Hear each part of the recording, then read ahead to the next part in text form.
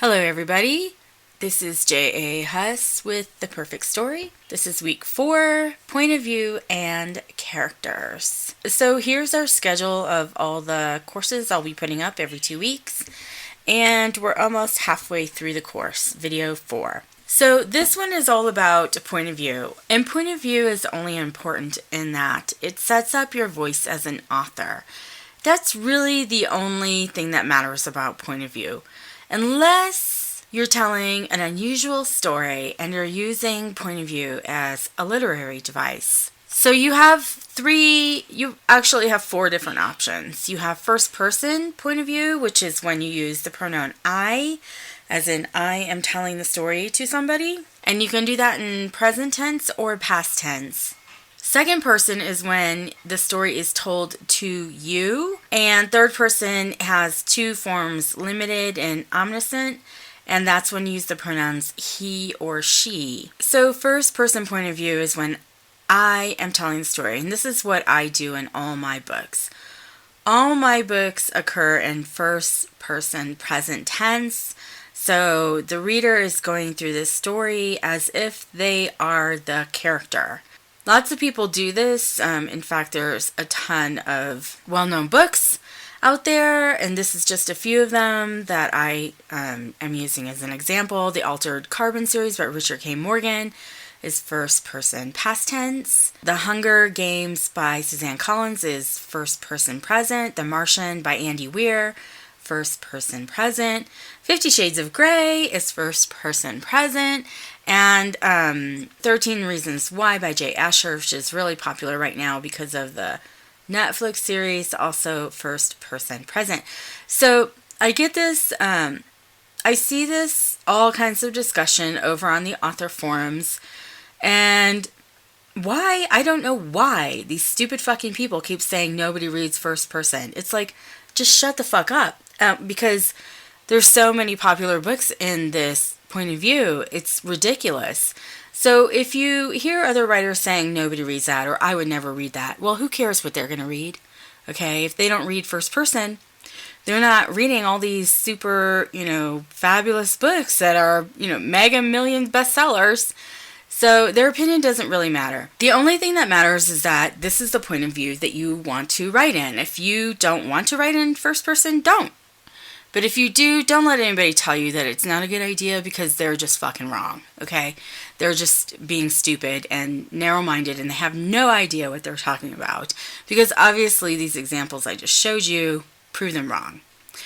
So the second person is when the story is told to you, and most people don't tell a story this way, but that doesn't mean you can't, and I wouldn't let that stop you if this is something you are thinking of doing. Because the story is being told as in like a letter or a memoir or even an instruction manual when you use the pronoun you as your point of view. And there's one really, really great book that I have read by Lucy Christopher called Stolen, where a girl who was abducted by this guy writes a letter to him, and it's all in the second person. It's a really great book. So if you want a good example of how to cleverly use the second person in a really amazing book, I would recommend picking up Stolen by Lucy Christopher.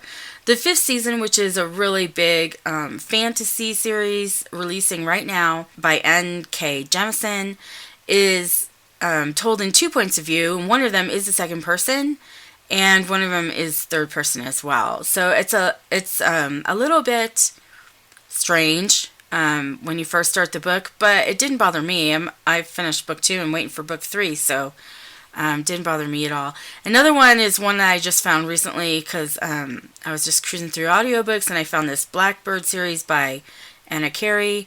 And again, told in the second person. Now, the second person is a literary device, and I think maybe first person could be a literary device as well. And probably, 10 or 15 years ago, it was considered, more of a literary device, but it's so popular these days that I don't think it's the same. But second person is definitely, you have a style in mind when you're thinking about using this point of view. And so the story fits the point of view. Like, I don't think you can build a career, or maybe you can, I think it would be kind of difficult to build an entire career around the second person point of view like I have built around first person.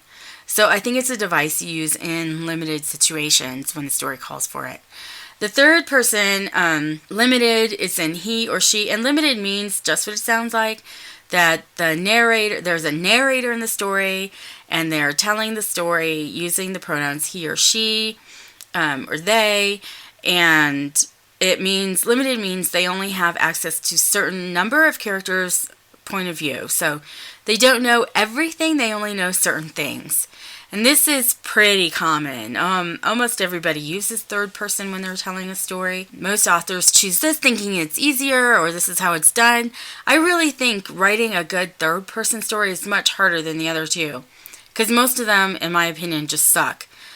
Most of them, the narrator never quite connects with me unless they're writing in the omniscient third person point of view, which is again he or she, but the narrator knows the thoughts of all characters almost. Therefore, you have more access. Most, again, authors do this very badly. They think it's easier or this is how it's done, and it's just, they're not very good at it. But if they can do the omniscient point of view well, it's really amazing. And most of them do that in the limited omniscient. And I am no expert in third person, okay? So I'm not going to pretend I am. But I just find it hard to connect with characters in the third person. But these are three series that I have enjoyed, and they are amazingly written in the third person. One would be The Raven Cycle by Maggie Stiefvater, and of course Game of Thrones by George R.R. Martin, and then the Daughter of Smoke and Bone series by Laini Taylor. So then people always want to know which one's better, which one should I do? Well, it doesn't matter. If you're, connected with your characters and you know your story, it does not matter what point of view you use in your story. And every time I say this over on a certain author forum, somebody will be like, well, I'll never read it. Well, who gives a fuck what you'll do, okay? Like, I care if you're going to read my book. If you're so dead set against reading first person present tense, then go away. Like, nobody cares what you think, because there's millions of other people who are going to see the story for what it is, a well-written story, and keep reading. And that's how I built my career. So nobody cares if you personally don't like first person or second person or whatever, because there's plenty of other readers out there who do like it. So the only thing you need to worry about when you're choosing point of view is that you choose the one that's best for you. And that means one that comes to you naturally. Like, some people are just naturally better at one or the other. Just like I'm naturally good at first person, there's people out there who are naturally good at, like, amazing third person. So you just pick the one that's best for you. And this leads me into the author voice, because the point of view is going to help create your author voice. And you want to keep that in mind when you're writing, that you should have some kind of voice, regardless of what you're writing about, that identifies you and makes you unique. And what is the definition of author voice? Here's the definition I got from Wikipedia. But the thing is, you know it when you see it. Like, when you hear me speak at a conference or you listen to my videos, you know it's me, because I have a certain style, right? I have a certain way that I talk. I use certain words. All these little things make me me. So this author voice thing is just the unique way that you tell a story. And it usually carries through all of your books. So if you go and read any of my books, you can pick up my science fiction, if you're a romance reader, and read it, and you're going to know, yep, that's Julie, because it's the same style. I have the same style. What I do differently is the characters and the plot and all that stuff, and the world building.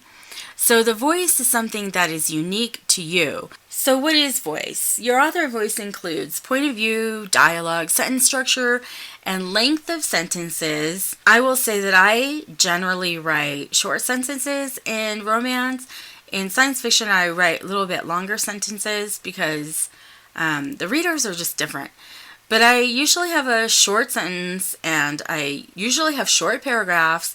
I use certain words all the time, and I just have a certain style. So I really don't know how you find your voice. It's just something that happens to you over the course of writing a lot of words. But I do remember when I found my voice for the very first time, and it was in chapter 16 of my very first book called Clutch. And that was the very first 2 words in, a few words in that chapter. It's like I wrote them down and I was like, it just, everything clicked and I understood what it was. And I understood this character and what everything that was happening in the story suddenly made sense. And I just became this girl. So that's what I think voice is. It's when you completely understand your characters and you're in their mindset and you know what's going to happen because of who they are. And so voice leads into characterization. When I started my first book, I thought I knew all these things because I had planned and plotted and I had a backstory for her, but I really didn't until I got to chapter 16. And then I can't tell you why, it just all clicked and started to make sense. And I suddenly knew this character and became this character. And that is where I formed my voice. And I still have that same author voice today because I became my story. Now, how did I become my story? Well, because I write first person present tense, it was very easy for me to find my voice because I was the character. I was the character in the story, and things are happening in real time, so she doesn't know what's going to happen. There's no past tense here. It's just unfolding before her eyes, and I was writing it that way, so I became the story. And if you could get to this place, I guarantee it's going to change your writing experience as an author, because it's just so much easier to write when you're in deep like that. So this brings us right up to characterization. I don't know the formal definition of characterization. I looked it up and I was like, yeah, fuck that, because I didn't understand anything they were saying. But my definition is characterization is what drives the character towards their end.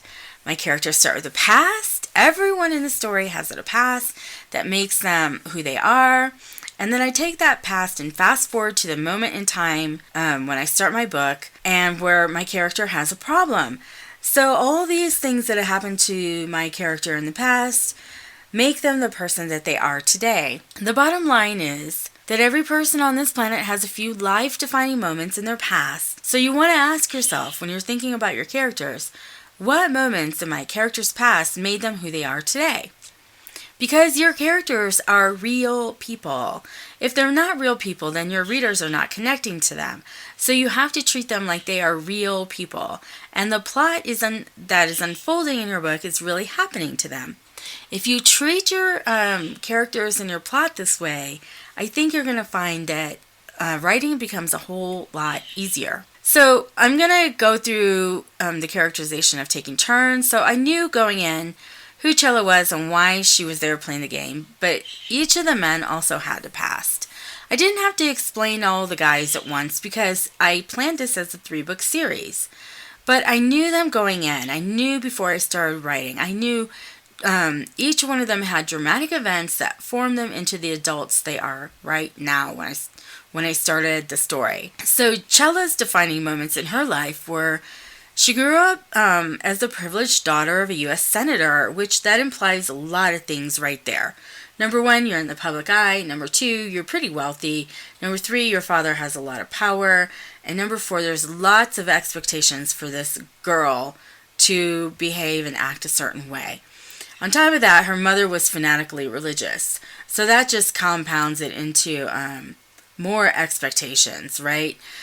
And then her father was mostly absent because he's a politician, so she spent the majority of her time with her mother, which shaped who she was through her teenage years. And she spent that time in foreign countries doing missions, good deeds for other people, and that is ultimately what ended up bringing her to her crisis in the book. So characterization, again, starts with the past. Who are these people? Once I know who they are, I know how they'll react to problems and then how they'll solve the problems. So just like in real life, your past can predict how you will react and solve problems.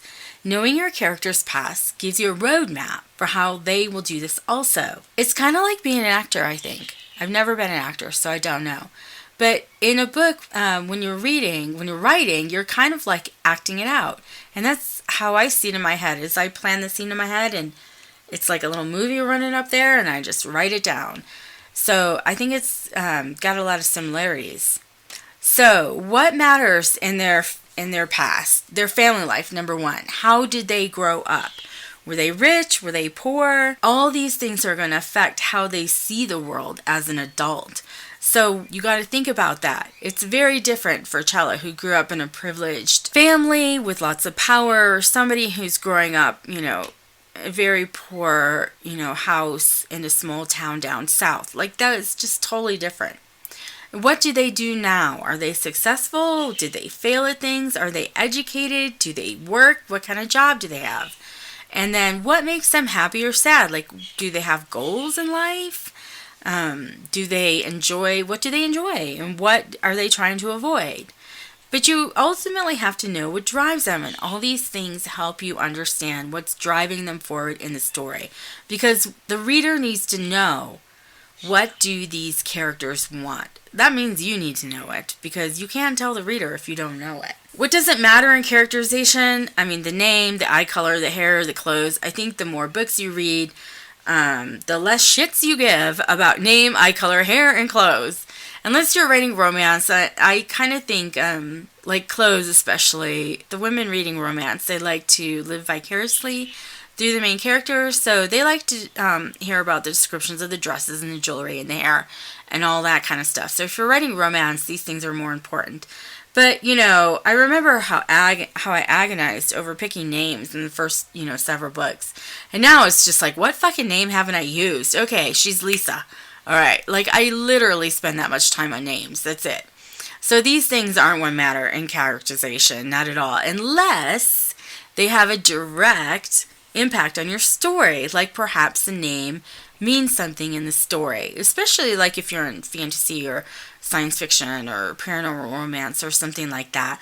Like, eye color can really have a double meaning. Like, maybe they have yellow eyes, right? That could mean, I don't know, maybe they're like a werewolf or something. I'm not really sure about that, but these things can be important in certain genres. But for the most part, people don't care. So none of that is characterization. Characterization is who your character is, not really what they look like, unless that's a major part of your story. Because the only thing that really matters is motivation. Characterization is all about motivation. This predicts how a character will talk, act, and react. Readers want motivation. They want to relate to your characters. They want to understand them, be them, feel like them. And this brings us right back to theme. If you know your theme, you'll understand your characters better, because a theme is almost a goal or a lesson that they're learning in the story. It's the character arc. So the character, I hope you all know what character arc. We'll go through it real fast. But the character arc means your character starts at, as this person in the beginning of the story. And over the course of the plot, they turn into this character at the end, which means they've changed. Now, not all stories have a character arc, and not all characters need to change. If you're writing like a serial detective, like I'll use Murder, She Wrote for an example, because I've never watched that show, but I know Angela Lansbury was in it, and I know it was a detective serial, and this is very common in that genre, in that the detective doesn't really change over the course of the series, right? She's there to solve a crime, and in the end they solve the crime. But the things that stay the same are, she does her job. She has a job and she does it, basically. She's not going through dramatic moments and learning something new about herself. She's just solving a mystery. But in most other books, besides serial detective novels, characters change over time. So that's the character arc. And you can spread a character arc out through a whole series, or you can complete it in one book. But even if you have a character arc over a whole series, you need to have one in each book as well. And we're going to go over that next time I do a video when we're talking about series, because you want to plot a series the same way you plot a book. So if you know your theme, you can understand this character and help them complete their character arc through the book. The bottom line is your characters need a backstory, and you need to know what it is before you start, even if it's just a few ideas. Like, I don't know the whole backstory. I make that up as I go. But I always have a few points. Or, like, I always knew, okay, Chella's mother was religious, and Chella's father was a senator. So those two things give me a whole lot to work with when I'm writing her character, and I have to make her react to things, because that's like a whole bunch of stuff in her background that I already know. So you don't want to start your book unless you know some basic things about your character. So again, the characterization of taking turns. Chella is the daughter of, U.S. Senator. She's wealthy, well-educated, has a good job in an art gallery. She owns her own $1 million house that her father bought for her when she got her PhD in art. And she likes the dark side of sex. She, does have physical characteristics, which I describe in the book. Long dark hair, she's tall, sophisticated, and smart. And her mother died 3 years ago, and she and her father are not close. So these are the basic things that I knew going in. And her defining moments.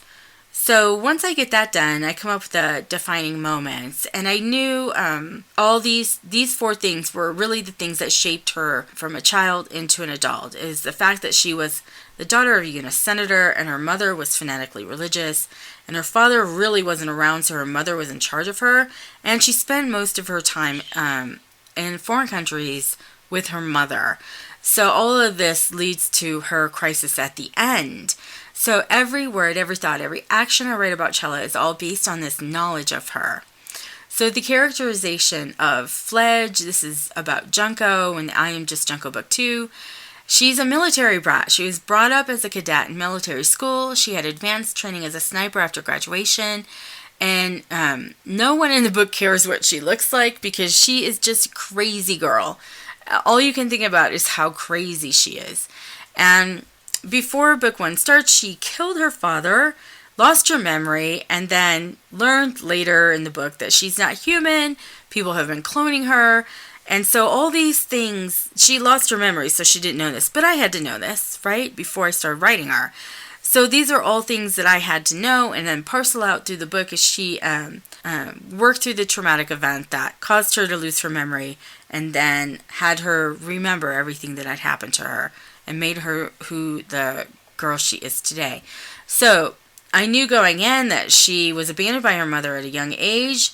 Why did her mother leave? Well, there's a very good reason for that, and you really don't find it out for a long time in the series. I also make a point of building the father up kind of to be the bad guy in the first book, but later in like the third book, she actually has to admit that her father was a decent guy. And yes, he was strict, and yes, all these bad things happened to her, but he was really looking out for her own good. So there was a really conflicting backstory with her father. So she grew up in a futuristic theocracy, but it was a very small country, and it was bordered by, non-theocracy countries around them. So plus she was in the military, so she was exposed to the outside world. She was not at all sheltered. But she was abused by the military when she was young, and as a cadet when she went to school as a teenager. And they experimented on her biologically her whole life. So these are the things that I knew going into book 1. And even though most of these things are not even explained until book 3 or 4, or some of them even the very last book, I knew all this stuff going in, and I knew I was going to address all these problems eventually. About her past, and I think that's what makes Junco such a great character, is she was so complex. So the characterization in TAUT about Ford, he's freakishly smart. Like, he's so smart, it's just wrong. He hates for people to touch him. He grew up in a great family with great parents, well educated, and he has good friends, but he's fighting with them over a girl. He's not into relationships, but he's an opportunist. So in this book, TAUT, he finds Ashley on the side of the road and decides he can kill some time with her and help her out at the same time. So I knew this about Ford going into the story. I knew he was from traditional old money, but it was a great loving family. That he was freakishly smart, but not in a good way. He has serious issues with people. He has 2 best friends he relies on, and they were all con men in college. And then later in his 20s, his father died in an accident that he feels responsible for. So these were all the things that I used to create the Ford character. Now, Sasha is in 5 books. She's actually in 2 series. She's in the Rook and Ronin series. She's in the Dirty, Dark, and Deadly series. And she's in the standalone book Meet Me in the Dark. And then she has her own story in a book called Wasted Lust. But she starts out in the Rook and Ronin series in part of Ford's story arc as a teenager assassin in a fictional shadow government called the Company. She's smart and sassy, and she has had the worst childhood imaginable.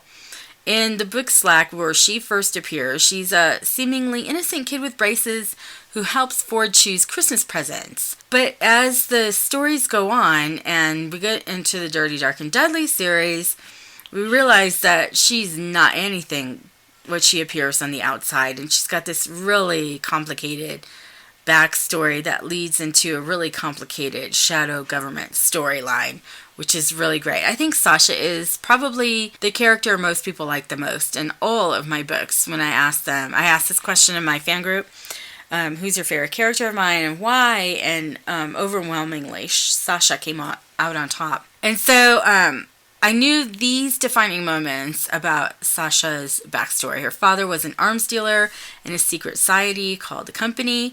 She was taught to kill as a young child under the pretense of survival training.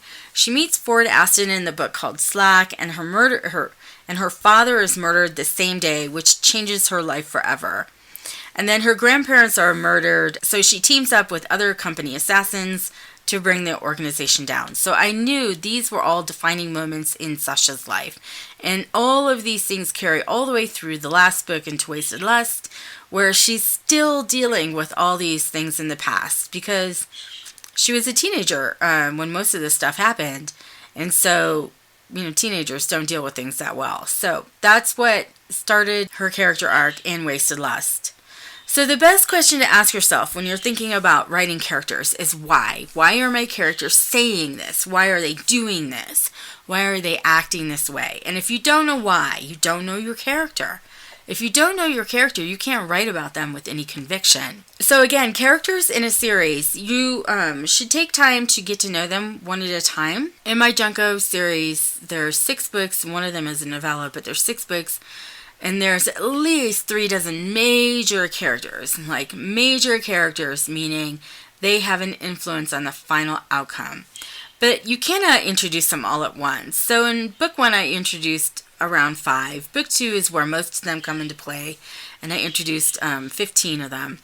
Book 3, there were 8 more. Book 4, there were 3 more. Book 5 was a novella, and I didn't have any new characters. And then book 6, there was just 1 new character at the very last book. Because if you think about plotting a series, and we'll go into this next time, but remember I told you when you're plotting a book, after the 75% mark, you're not allowed to introduce anything new, right? To save your story, to end it properly.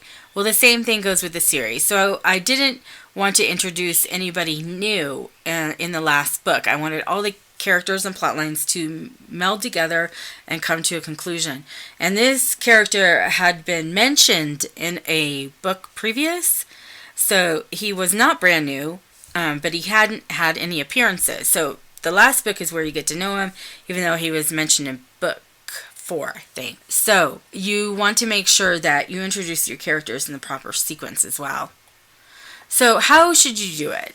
How should you think about characterization? Well, again, you should go get your favorite book with your favorite characters and figure out why you love them. And then try and create your characters using those same qualities, because this is how I did it.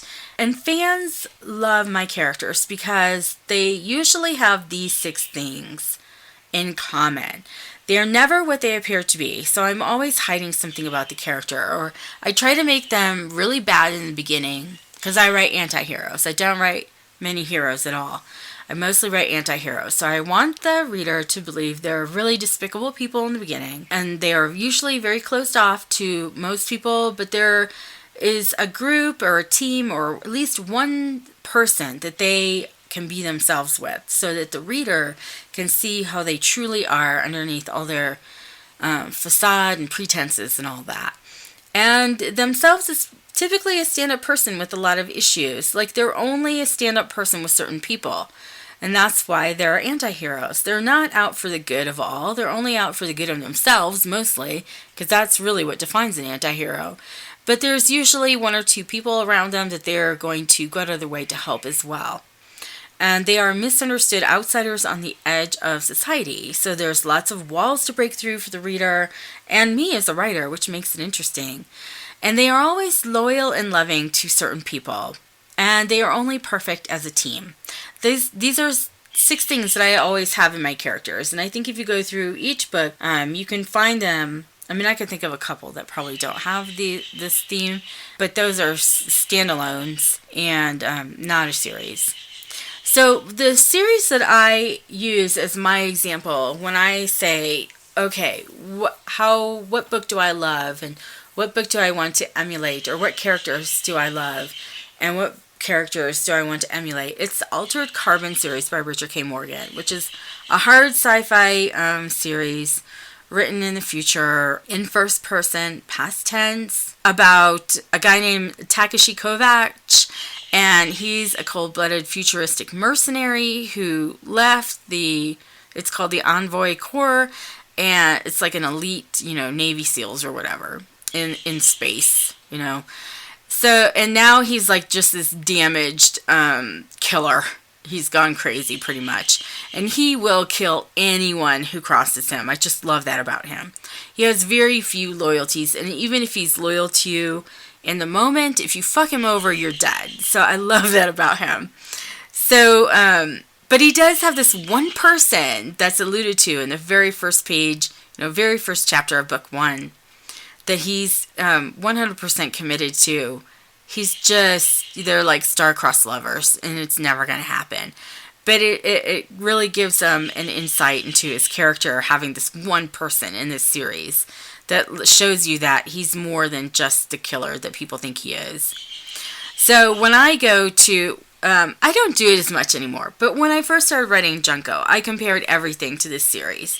I compared every character to Takeshi, and I compared every world to his home planet, and I compared every backstory, every piece of tech, every problem to what this author made me experience, because he did it so well, and I just loved it so much. And then I tried to do it better. Now, I don't know if I did it better. I definitely did it differently, but it was my benchmark. So you should probably, find a book or a series like that you just admire and love so much, and figure out what you like about it. Why do you like these characters? Why do you like that world building? Why do you like that plot? And hopefully you're writing something that you love, and you can use this in your own books. Because, when you ask a musician, it's a common question, like, what were your influences? They'll tell you bands, right? They'll tell you bands that formed their sound. Or if you ask an artist who influenced you, they will point to artists and paintings that formed their style. Well, as a writer, you're going to find your voice by looking back on the books that influenced you as a writer. And so this is how I found my voice, through this series right here. So why do readers like certain books? As I said, I asked and I apologize for my bird. If you can hear my fucking bird, I'm sorry. He's crazy. But I asked my fan group, why do they like certain characters of mine? And, they gave me a whole bunch of answers. But most of it is because readers want to have an emotional connection with the characters, the plot, the struggles, and the ending.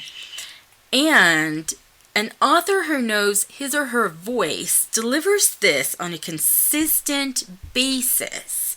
I can't stress that enough. They have found their voice, and they deliver this kind of story on a consistent basis because it's part of them. And then the readers begin to trust them to keep doing it over and over and over. This is how you get one-clickers. This is how you get fans. So, let me just tell you that I came back from a writers' conference last weekend in Austin.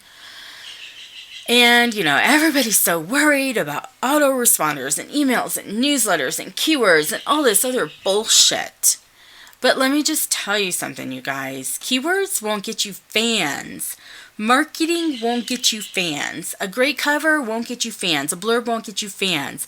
100,000 likes on Facebook will not get you fans. These things get you readers, not fans. And yes, everybody wants readers, but you can't just rely on readers. A fan and a reader are not the same thing. Fans one-click a book because you are the author. Readers make a decision if they should take a chance on it. Fans follow you. Readers sign up for things. Fans find you, and you find readers. If you are successful because of your great marketing, you do not have fans. You have readers. And I think you really need to understand this. The only way to get a fan is to write a good book. Readers can build a career, but only fans can sustain it. So, do you want to be here in 5 years? If you do, forget about the fucking keywords, okay? Forget about the fucking autoresponder. All you have to do is write good books. Okay, if you do, after you write the good book, then you can be like, all right, time to think about that autoresponder, time to think about that newsletter list, time to think about the blurb and the keyword and the editing and all that other stuff that's going to help you get readers. But if you don't write a good book, none of that stuff matters. Sure, you can trick people into downloading your freebie, and maybe they'll click over to book 2, but you can't trick people into being a fan. Sorry, doesn't work that way. So you really want to concentrate on writing good books, guys. All the other stuff can wait. Okay, so we're at the end of this one now. I hope you got something useful out of that. Sometimes I feel like I'm just rambling. And I'm competing with my bird. So far we've gone over beginnings, middles and scenes, hooks and endings, and this time is point of view and characters. Next time we're going to go over settings or world building, and then we're going to talk about how to plot a series, because I don't think a lot of people know how to plot a series. And I think it's really important. And I think I kicked this one out of the park right out of the gate and really got it down. And doing that helped me. Even though I am just Junko, my sci-fi series is not that popular. Like, I'm really not known for sci-fi. I'm known for romance. I carried that experience of properly plotting out that 6-book series into my romance.